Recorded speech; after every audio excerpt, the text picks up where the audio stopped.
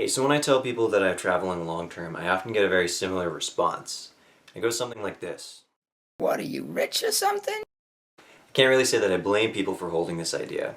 After all, society and the media leads us to believe that travel is just a luxury that can only be enjoyed for 2 weeks of the whole year. This just isn't true. The truth is that anybody can afford to travel. As long as you prioritize and you're smart with your money, you can see the world.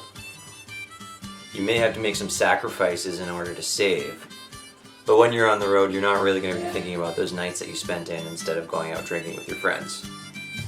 So let's use Dan as an example. Dan is someone who has only worked retail for most of his life.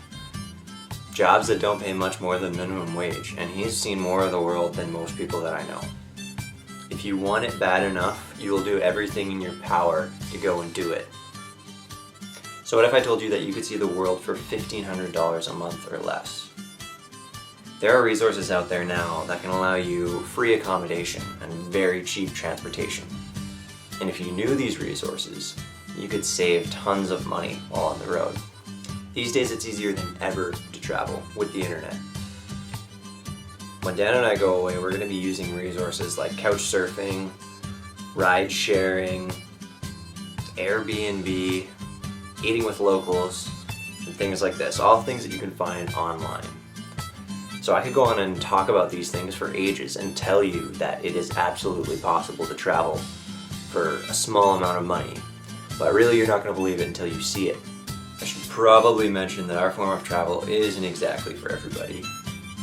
I mean, I spent a lot of nights in airports, and I also spent a night on a roof in Istanbul just because I didn't want to pay for another night in a hostel.